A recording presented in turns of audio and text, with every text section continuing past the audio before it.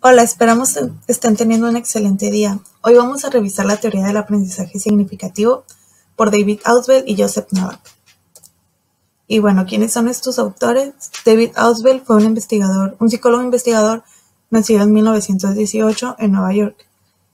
Al terminar sus estudios de posgrado, se hace profesor en universidades europeas y al estar impartiendo clases se da cuenta de que predomina la corriente conductista. Es por ello que decide crear la teoría del aprendizaje significativo, donde se planteó la alternativa en que la enseñanza y el aprendizaje se basaran en el descubrimiento de los estudiantes. Por otro lado, Joseph Novak es un profesor de matemáticas e investigador nacido en 1930 en Minnesota. En 1958 complementa sus estudios de posgrado y todos fueron en la rama de las ciencias educativas.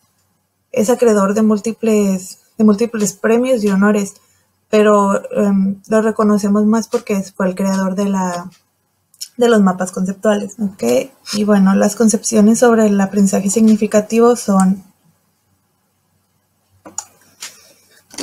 escrita por Ausubel, Novak y Hansen. En 1983 lo definen como un proceso a través del cual una nueva información se relaciona de manera no arbitraria y sustantiva con la estructura cognitiva de la persona que aprende. Y por otro lado, Ausubel menciona que el factor más importante del aprendizaje significativo es lo que el alumno ya sabe. Si averiguas esto, pues ya se puede enseñar en consecuencia. Pretendía con esta teoría aportar métodos y estrategias que garanticen la adquisición, la asimilación y la retención del conocimiento. Y de este modo los estudiantes podrán convertir este conocimiento o este contenido educativo en algo significativo para ellos con lo que ya conocen. Muy bien, ahora vamos a hablar de los tipos de aprendizaje significativo. El primero es el aprendizaje de representaciones.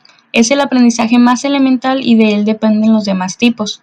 Consiste en la atribución de significados a determinados símbolos u objetos. Por ejemplo, cuando alguien empieza a conocer o aprender la palabra pelota, inmediatamente le damos el objeto para que él pueda hacer esa relación. El segundo es el aprendizaje de conceptos. Este se divide en dos.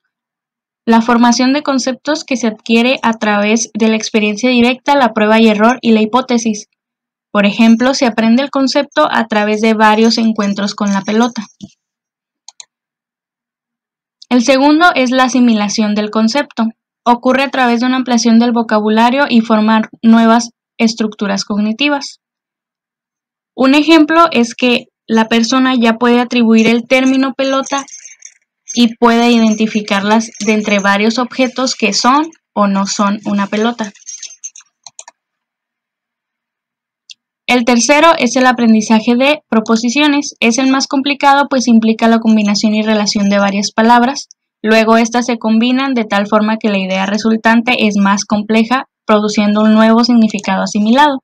Aquí la persona ya puede describir la pelota, identificarla y puede decir que esta pelota tiene forma esférica y rebota debido a la elasticidad, es de color azul, tiene un cascabel adentro, etc.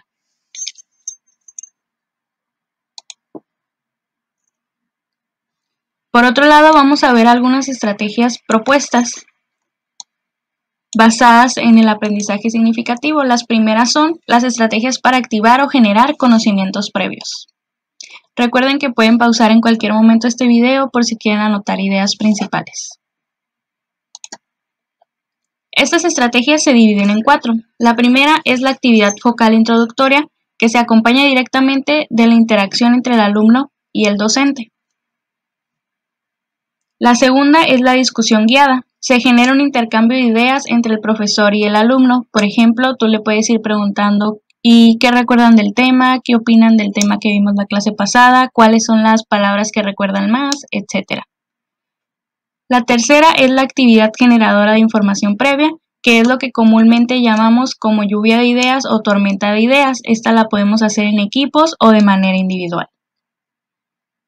La cuarta son los objetivos o intenciones, que son enunciados claros sobre las actividades de lo que se espera del alumno y del profesor en determinada unidad, tema, subtema o en todo el ciclo escolar.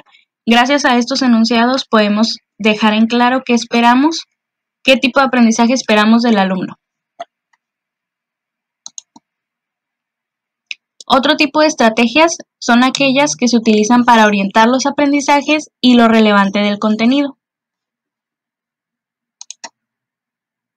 Aquí tenemos dos, las señalizaciones, que son claves o avisos estratégicos usados para enfatizar ciertas ideas en un texto, en una imagen, etc.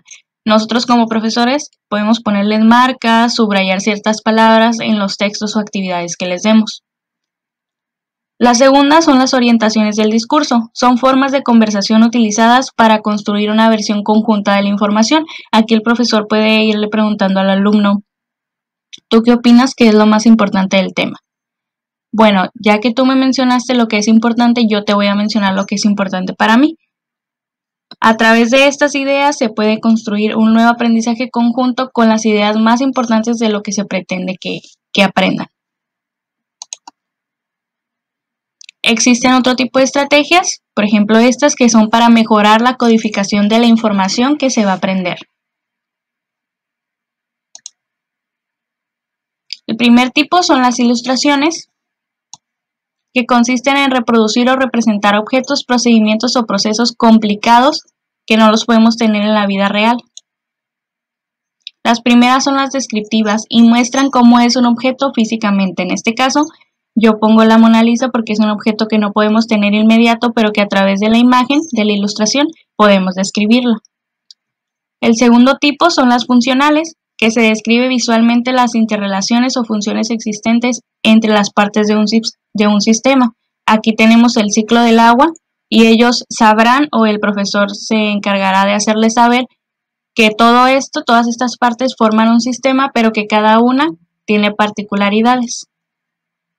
El tercer tipo son las algorítmicas, que se busca que los aprendices comprendan procedimientos para que puedan aplicarlos y solucionen problemas con ellas. Aquí podemos tener cuando nosotros ponemos un diagrama de flujo o un mapa conceptual en nuestros textos. Y el cuarto es la construccional, que se busca explicar componentes específicos de una totalidad. Esta muestra diferencia respecto a la funcional porque en la funcional mostramos todo el sistema y en la construccional mostramos la parte de un sistema. Por ejemplo, explicarles cómo funciona el motor de un carro, el sistema eléctrico de un carro, etc. Otro tipo son las gráficas, que se dividen en dos. La lógico-matemática, que muestra conceptos y funciones matemáticos mediante curvas, pendientes, funciones lineales, etc. Todo a través de un plano cartesiano o una representación de este. El segundo tipo son los arreglos de datos, que se busca ofrecer comparaciones visuales. Este tipo de gráficas de arreglo de datos pueden ser de barras, de pastel, histograma, de frecuencia, etc. Ahora vamos a ver las estrategias para organizar la información nueva. Estas se dividen en tres. Está el resumen, que es una versión breve del contenido por aprender. En este caso hablamos de un resumen que le da el docente al alumno sobre de lo que va a tratar la materia, de lo que vamos a ver en una unidad, en un subtema, etc. El segundo son las mapas y redes conceptuales, que es una representación gráfica con segmentos de información a través de conceptos, donde se vinculan dos o más conceptos. Y el tercero son los organizadores gráficos, que son similares a las mapas y redes conceptuales, pero estos tienen diferente forma. Estos se pueden utilizar antes, durante o después de la clase, la unidad, el tema que queramos ver.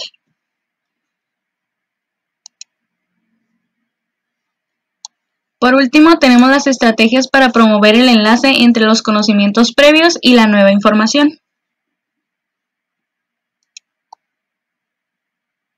Estos se dividen en cuatro. Están los organizadores previos, que son compuestos de conceptos y proposiciones de mayor nivel de inclusión y generalmente abarcan todo el tema. Comúnmente le llamamos infografías. Estos se pueden dar al inicio de una clase y le podemos mostrar al alumno sobre lo que trata todo el tema para que él ya tenga una base en que trabajar.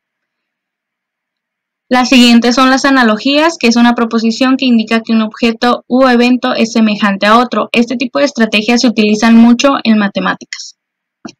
Las terceras son los textos narrativos, que tienen como función principal divertir y en algunos casos dejar una enseñanza moral, pero también se utilizan en varias materias donde nosotros podemos crear cuentos, historias para dejar una enseñanza o enseñar algún tipo de contenido. Y por último están los textos expositivos, que presentan al lector información concisa sobre generalidades, con conclusiones, personajes, fechas, etc. Las propuestas de Nova con respecto al aprendizaje significativo le daban un carácter más humanista. Él consideraba que un acto educativo es un intercambio de significados y sentimientos entre el aprendiz y el profesor. Consideraba que este intercambio favorecía tanto el aprendizaje como la relación que tenían entre ambos. Y él fue el creador de los mapas conceptuales. A través de esta estrategia facilitadora ayudaba a que se diera más el aprendizaje significativo. El cambio de perspectiva del proceso de enseñanza-aprendizaje que generó el aprendizaje significativo implicaba estos tres elementos.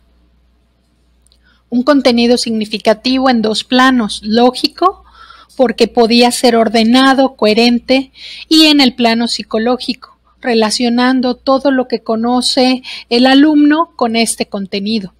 Por supuesto, en medio de este continuo está el alumno, que tenga una actitud favorable a aprender, esta intención para relacionar lo nuevo con lo que ya conoce. Por supuesto, la habilidad del profesor para motivar a su alumno, tanto para despertar e incrementar la motivación hacia el aprendizaje. Vamos a ver un caso de la vida real. ¿Cómo puedo hacer para que mis alumnos comprendan mejor las ecuaciones? Necesito hacer un diagnóstico para saber qué conocen y qué no conocen, si saben qué es un diagnóstico. Alguien que me diga si conoce la diferencia entre una expresión y una ecuación algebraica. Mía, dime por favor. Una expresión se denomina de un solo término, o sea, es solo una variable y un término. Okay. Una ecuación puede ser de varios. Ok. Mía está en todo lo correcto. Acuérdense que cuando hablamos de expresiones algebraicas estamos hablando de letras y números. El número que queremos conocer. Si yo le pago 80 pesos al conductor, ¿cómo voy a saber cuántos kilómetros recorrí? Y si me está cobrando bien, haciendo una ecuación algebraica. Variando de esto vamos a poder resolver cosas cotidianas de la vida a través de las ecuaciones. Muy bien. Mía tiene un punto extra porque hizo muy bien su trabajo hoy. Muchas gracias por asistir el día de hoy. Agradecemos su atención a nuestro material. Si nos damos cuenta, el aprendizaje significativo implica muchos de estos elementos y es posible llevarlos a cabo. Gracias a la Universidad Autónoma de Baja California y estar en la maestría, ha sido un placer poder mostrarles un poco de lo que estamos trabajando. Cualquier aclaración, aquí están nuestras referencias. Que tengan muy buen día. Gracias.